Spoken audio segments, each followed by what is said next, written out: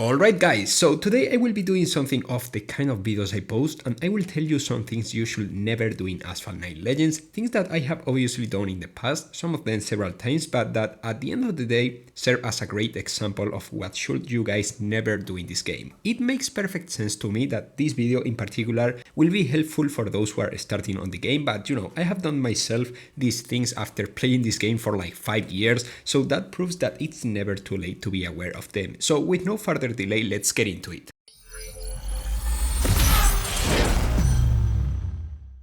The first thing that you should never do in Asphalt 9 Legends is, without any kind of doubt, be toxic. At this point, I'm aware that a huge percentage of the community already left the video, but for those who are still watching, let me explain.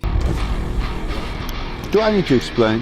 Actually, let me explain. By toxic, I mean spamming 360s on multiplayer, because if we talk about toxic behaviors in general, I must say that a person isn't toxic on its own. The Asphalt 9 community turns that person into someone toxic. Anyways, back on our topic, I know that doing 360s is a game feature. It's a feature, not a bug. Or something which was specifically developed to be this way, but let's get real guys. On multiplayer you barely earn anything if you 360 someone, because the nitro you earn from the knockdown itself won't provide you with all the speed you will lose in most of the cases. I know that some people just want to see the world burn, me included sometimes, but behaving somewhat decently in classic multiplayer costs absolutely nothing and improves the game experience for all the parts involved.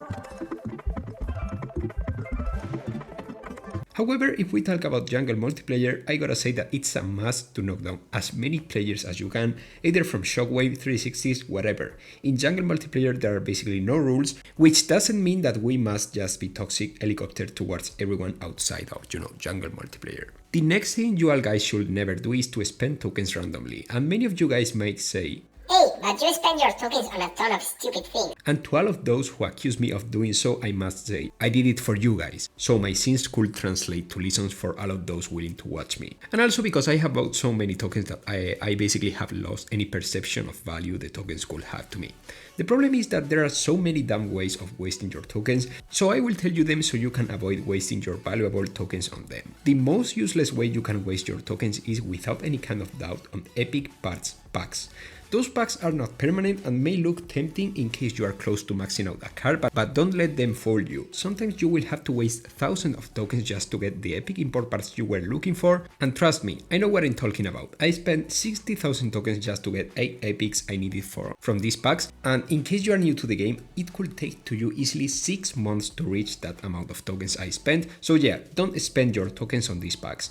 The second worst way you can waste your tokens on is, well, on credits. Yeah, you can go to the store and get credits, spending different amount of tokens, but well, credits are incredibly easy to obtain if you play on a daily basis, and with all the ads available after every race, you can get a quite nice overall amount of credits, so please don't spend your tokens on credits. It's just not worth it, but hey, keep in mind that it's still better than spending tokens on epic import parts packs, which is not great either, but it's nice to keep it in mind, I guess. Other things where you should not spend your tokens is on card hand packs, because if you do some basic math and if you use those tokens on ticket refills, you will be able to get more blueprints of the card you are looking for from the card hand itself, rather than if you decide to spend on those packs. I always consider those card hand packs as some kind of, emergency solution, but these packs are without no doubt one of the things where you should not waste your tokens. And then we have the fuel refills. You can watch ads and reduce massively the total amount of tokens you need to refill a card, so you can use it again. So yeah, unless you are desperate to use a card for whatever reason, you should never spend tokens to refill any kind of card. Focusing a bit more into gameplay, one classic thing you should never use is to activate blue nitro on the air, since it basically provides the smallest speed increase boost, and thus your rivals will catch up to you faster. I made a detailed guide about when should you use nitro, which you can check in the description in case you are interested, but in a nutshell, if you are in the air, use shockwave or red nitro. Never perfect nitro or just, the yellow plain nitro. Something else about the gameplay you should never do is to turn on the fixed camera, because a trip provoked by mushrooms gives less headache than using this camera for 15 minutes. But now let's move into stuff you should never do while progressing into this game.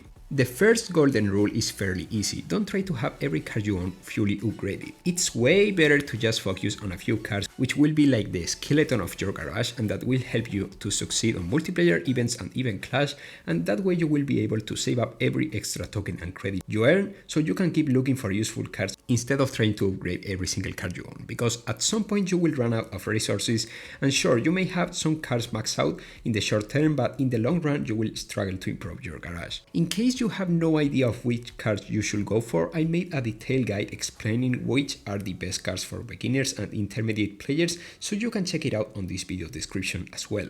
Following this line, you should always keep at least one card ready to start up without actually doing so. And why, you may be wondering? Well, it's fairly easy. Some of the tasks you need to complete in the Legends Pass chapters require you to start up a card, and in case you don't have the Legends Pass card ready to start up, it's good to have a backup. That's why you shouldn't have all the cards in your garage maxed out. Even I keep one card just for emergency purposes. Alright, so this one is always a controversial thing to not to do, but believe me guys if I tell you that I'm recommending to not to turn on touch drive, because it makes the game harder once you become an intermediate player. I know it's convenient at first because it makes the game way easier, especially if you are a newcomer, but in the long run you will lose cards on the Grand Prix because of it, and you will miss a ton of tokens from better positions you could get in time limited events and that you won't be able to obtain as a result of using touch drive. It's just a personal take, and I'm sure that many of you guys will not agree with me, but I'm telling you this because if by any chance you try and practice going manual with a set of controls you actually enjoy,